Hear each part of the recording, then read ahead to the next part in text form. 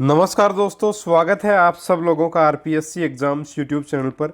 साथियों, read science chemistry के topic wise प्रश्नों की अपने सीरीज में आज का टॉपिक रहेगा ईंधन तथा इसके प्रकार।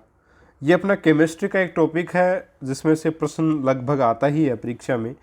तो इस टॉपिक को आज अपन करेंगे और 25 अति महत्वपूर्ण प्रश्न जो है वो इस टॉपिक से अपन करने वाले हैं। कक्षा 10 की जो पुस्तक है उसमें भी दिया हुआ है और कक्षा 8 की पुस्तक में ईंधन वाला टॉपिक आपका दिया गया है। तो यहाँ से इस टॉपिक को जो उठाया गया, एक प्रकार से इन प्रश्नों को उठाया गया, कुछ प्रश्न अन्य भी लिए गए हैं। तो ये 25 महत्वपूर्ण प्रश्नों की अपनी सीरीज रहेगी। साथियों, प्री रीट 2 का एग्जाम 8 अगस्त यानी इसी संडे को होने वाला है। रजिस्ट्रेशन नहीं किया, ज़रूर से ज़रूर रजिस्ट्रेशन कर लें। बहुत ही शानदार पेपर होगा, आपकी तैयारी का आकलन आप लोग कर पाएंगे बहुत अच्छी प्रकार से, जैसे प्री रीट 1 में किया था। और देखिएगा साथियों, डिस्क्रिप्शन बॉक्स में सबसे ऊपर आपको लिंक मिल जाएगा वीडियो का कि किस प्रकार से आप रजिस्ट्रेशन कर सकते हैं। वहाँ से जाकर के आप रजिस्ट्रेशन ज़रूर करें ताकि आप भी अपना आकलन जो वो कर सकें, अपनी तैयारी की जांच कर सकें। चलिए बढ़ लेते हैं आगे की तरफ। और पहला प्रश्न है अपना कि निम्नलिखित में से कार्बन का क्रिस्टलीय अपर रूप है? ग्रेफाइट, कोयला, जांतव चारकोल या शर्करा चारकोल। तो देखिए, अपने को दो प्रकार के कार्बन के एक प्रकार से अपरूप होते हैं, क्रिस्टलीय और अक्रिस्टलीय अपरूप। तो यहाँ पे कोयला, जांतव चारकोल वगैरह ये जो है ये आपके क्या हैं, कोयले के अक्रिस्टलीय अपर रूप हैं। ये तीनों के तीनों अक्रिस्टलीय अपर रूप हैं। ठीक है, ये अक्रिस्टलीय अपर रूप है। जबकि अपने को पूछा कौन सा, क्रिस्टलीय अपर रूप पूछा, तो ऑप्शन नंबर 1 यानी कि ऑप्शन नंबर 1 ग्रेफाइट यहाँ पे आपका सही उत्तर होगा। अगला प्रश्न, कार्बन की मात्रा के आधार पर मुख्यतः कोयले के प्रकार कितने हैं? कार्बन की मात्रा के आधार पर साथियों 4 प्रकार होते हैं कोयले के। कौन कौन से होते हैं अगले ही प्रश्न में बात करेंगे। तीसरा प्रश्न, सबसे अच्छी किस्म का कोयला कौन सा है? पीट, लिग्नाइट, बिटुमनी या एंथ्रेसाइट। देखिए, कार्बन की मात्रा के आधार पर कोयले को 4 भागों में बांटा गया। एक तो पीट है, लिग्नाइट है, तीसरा बिटुमनी है और चौथा है एंथ्रेसाइट। अब देखिएगा साथियों, जो पीट कोयला होता है वो सबसे हल्की क्वालिटी का कोयला माना जाता है। यानी कि कार्बन की मात्रा के आधार पे अगर बात करें तो केवल और केवल 60% ही कार्बन जो वो इसमें होता है। 60% ही कार्बन जो वो पीट कोयले में होता है। वही बात करें लिग्नाइट में, तो लिग्नाइट जो है उसमें 67% कार्बन होता है, यानी 67% लगभग कार्बन होता है। ये लगभग मात्राएं साथियों, एग्जैक्ट मत मानिएगा।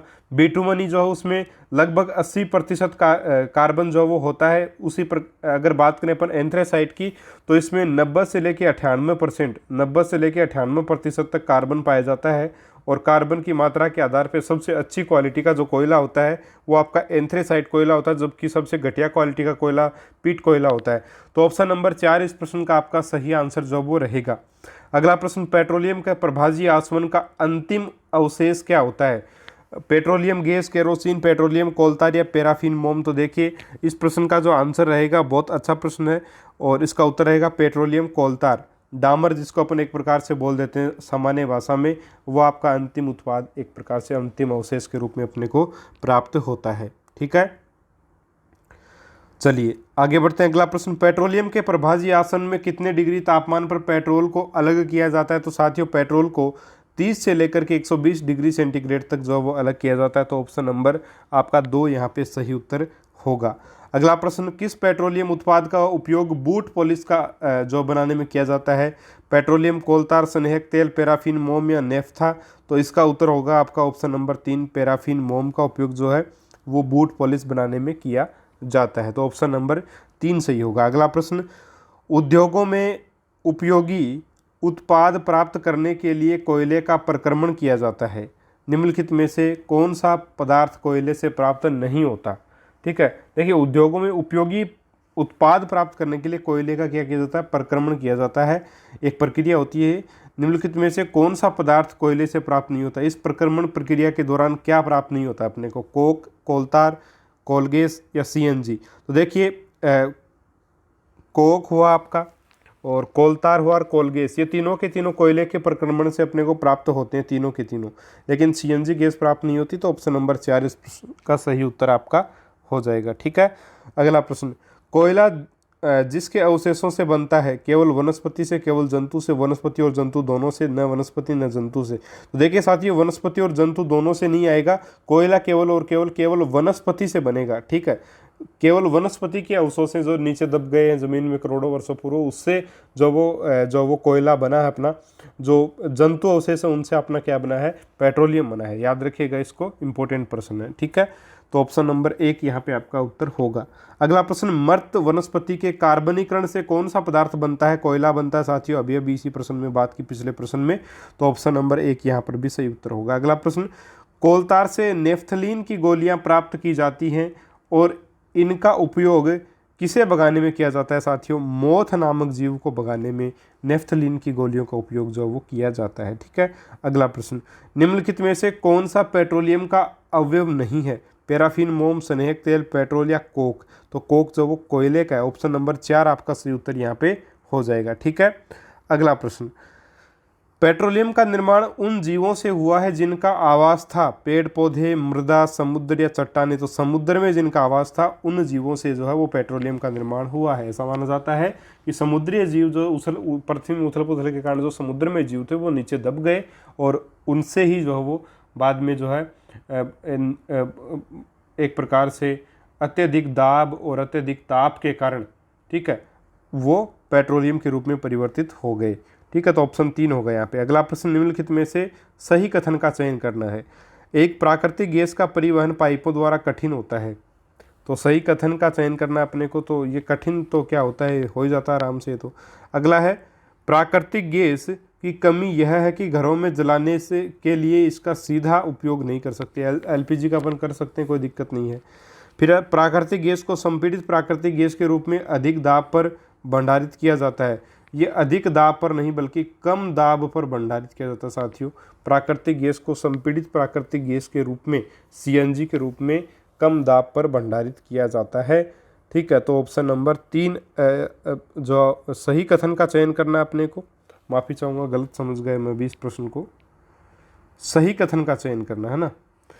प्राकृतिक गैस को संपीड़ित प्राकृतिक गैस के रूप में अधिक दाब पर ही किया जाता है, बिल्कुल ठीक है। संपीड़ित कर रहे हैं ना, संपीड़ित प्राकृतिक गैस सीएनजी की बात की जा रही है। तो बिल्कुल ऑप्शन नंबर यहाँ पे 3 सही है। बाकी पाइपों के द्वारा कठिन है तो कठिन नहीं है, तो ये तो सही कथन नहीं है। सही कथन पूछा अपने को, सही कथन पूछा है तो सही, पहला सही कथन नहीं है। दूसरा, प्राकृतिक गैस की कमी यह है कि घरों में जलाने के लिए इसका उपयोग सीधा उपयोग नहीं कर सकते। तो सही कथन नहीं है ये भी, क्योंकि कर सकते हैं अपन, ये भी सही नहीं है। चौथा, प्राकृतिक गैस का उपयोग विद्युत उत्पादन के लिए नहीं किया जा सकता, ये भी किया जा सकता है। तो ऑप्शन नंबर 4 भी सही नहीं है। तो ऑप्शन नंबर 3 इस प्रश्न का सही उत्तर होगा, जो कि बिल्कुल सही कथन है कि प्राकृतिक गैस को संपीड़ित प्राकृतिक गैस के रूप में अधिक दाब पर, क्योंकि संपीड़ित कर रहे हैं तो दाब अधिक लगेगा, जाहिर सी बात है। ऑप्शन नंबर 3 ही इस प्रश्न का सही उत्तर होगा, ठीक है। चलिए अगला प्रश्न आपका, विश्व का पहला तेल कुआं निम्नलिखित में से कहाँ प्रवेधित यानी कि ड्रिल किया गया था। तो साथियों ये अमेरिका के पेंसिल्वेनिया में 1859 में किया गया था, ठीक है। 1859 में किया गया था, याद रखिएगा थोड़ा सा, क्योंकि हालांकि पूछा नहीं जाएगा ऐसा प्रश्न मेरे हिसाब से, लेकिन विश्व का पहला पेट्रोलियम कुआं या तेल कुआं पूछ सकते हैं। तो ये पेंसिल्वेनिया में किया गया, ऑप्शन नंबर 1 सही है। कक्षा 8 की पुस्तक में आपके दिया गया है। अगला प्रश्न, मोथ और अन्य कीटों को भगाने हेतु प्रयोग में लाई जाने वाली नेफ्थलीन के गोलियां निम्नलिखित में से किससे प्राप्त की जाती हैं। तो ये तो आपका सबको पता ही है। ऑप्शन नंबर यहाँ पे 2 आपका सही हो जाएगा, कोलतार से प्राप्त की जाती है। अगला प्रश्न, निम्नलिखित में से शुद्ध पेट्रोल है आइसोओक्टेन, न्यूओक्टेन, एनओक्टेन या एनहेक्सेन। तो आइसोओक्टेन जो शुद्ध पेट्रोल माना जाता है। तो ऑप्शन नंबर 1 आपका सही उत्तर जो वो रहेगा, आइसोओक्टेन, ठीक है। अगला प्रश्न, निम्न में से किसे काला सोना कहा जाता है। पेट्रोलियम को साथियों काला सोना कहा जाता है, यानी पेट्रोल रसायन या पेट्रोलियम एक ही बात है, तो इसको अपन काला सोना बोलते हैं। ऑप्शन नंबर 4 सही होगा। अगला प्रश्न, घरेलू गैस सिलेंडर में कौन सी गैस होती है। एलपीजी होती है, निश्चित ही। अगला प्रश्न, घरेलू गैस सिलेंडर के लीक होने का पता लगाने के लिए एलपीजी जो गैस है उसमें अपन कौन सी गैस मिलाते हैं। आर्गन, थायोल, नियोन या उपयुक्त सभी। तो थायोल गैस यानी थायोल को ही अपन मरकेप्टन बोलते हैं। थायोल जो गैस है उसी को मरकेप्टन साथियों बोला जाता है। तो जो वो आपको कंफ्यूज होने की आवश्यकता नहीं है कि थायोल नहीं है मरकेप्टन। तो देखिए थायोल और मरकेप्टन गैस एक ही बात है। तो इसी का उपयोग किया जाता है जिससे दुर्गंध आ जाती है और किसी भी अप्रिय घटना से बचा जा सकता है। अगला प्रश्न, पेट्रोकेमिकल में डीजल प्राप्त किया जाता है? प्रभाजी आसन द्वारा, अवसादन द्वारा, झाग पल्लवन, उद्रपातन। तो प्रभाजी आसन के द्वारा ही जो है वो डीजल, पेट्रोल वगैरह प्राप्त किए जाते हैं, पेट्रोलियम के उत्पाद प्राप्त किए जाते हैं। अगला प्रश्न, निम्नलिखित में से प्रोपेन, ब्यूटेन तथा आइसोब्यूटेन का गैसीय मिश्रण है? तो गैसीय मिश्रण अगर इनकी बात करें अपन तो एलपीजी रहेगा साथियों। सीएनजी जो मेथेन से संबंधित होगा, ठीक है, मेथेन। एलपीजी में प्रोपेन, ब्यूटेन तथा आइसोब्यूटेन का गैसीय मिश्रण एलपीजी रहेगा। आप ऑप्शन नंबर 2 यहाँ पे आपका सही उत्तर होगा। अगला प्रश्न, सड़क तथा पेड़ निर्माण में काम में आने वाला पेट्रोलियम संघटक है? पैराफिन, बिटुमेन, कोक या एंथ्रेसाइट। तो बिटुमेन आ जाएगा, ऑप्शन नंबर 2 आपका सही उत्तर होगा। अगला प्रश्न, सीएनजी में मुख्यतः होती है मेथेन, एथेन, प्रोपेन या ब्यूटेन। तो मेथेन आएगा, ऑप्शन नंबर 1। अभी अभी बताया आपको कि यहाँ पे आपका मेथेन सही आंसर जो वो हो जाएगा। अगला प्रश्न आपका देखिए, मेथेन जो है, इसके अलावा गोबर गैस जो है उसका भी प्रमुख घटक है। गोबर गैस का प्रमुख घटक भी मेथेन गैस है, ठीक है, प्रमुख घटक भी मेथेन गैस ही है, प्रमुख घटक है। अगला प्रश्न आपका देखिए, निम्न में से प्रोड्यूसर गैस कौन सी है? तो N2 प्लस कार्बन यानी nitrogen plus carbon monoxide, N2 plus CO, ये आपकी प्रोड्यूसर गैस मानी जाती है। ऑप्शन नंबर 3 आपका इस प्रश्न का सही आंसर जो वो रहेगा। इसके अलावा वाटर गैस जिसको अपन बोल रहे हैं, ठीक है, वाटर गैस किसको बोलते हैं? Hydrogen plus carbon monoxide, H2 plus CO, ये आपकी वाटर गैस कहलाती है, ठीक है। तो ऑप्शन नंबर 2 प्रोड्यूसर गैस पूछिए, ऑप्शन नंबर 3 आपका सही आंसर यहाँ पे रहेगा। फिर है ओलियम शब्द का सही अर्थ क्या है? चट्टान, तेल, द्रव, सोना या इनमें से कोई नहीं। तो देखिए ओलियम जो शब्द है, देखिए पेट्रोलियम जो है वो 2 शब्दों से मिलकर बना है। पेट्रोलियम 2 शब्दों से मिलकर बना है। एक तो आपका है पेट्रा, तो क्या है पेट्रा, और एक प्लस में क्या है ओलियम। पेट्रा प्लस ओलियम आपका बनेगा पेट्रोलियम, ठीक है। अब देखिएगा, पेट्रा का अर्थ होता है आपका चट्टान। पेट्रा का क्या अर्थ होता है? चट्टान होता है, और प्लस में ओलियम का अर्थ होता है तेल, तो चट्टान का तेल, ठीक है। पेट्रोलियम का अर्थ क्या है? चट्टान का तेल।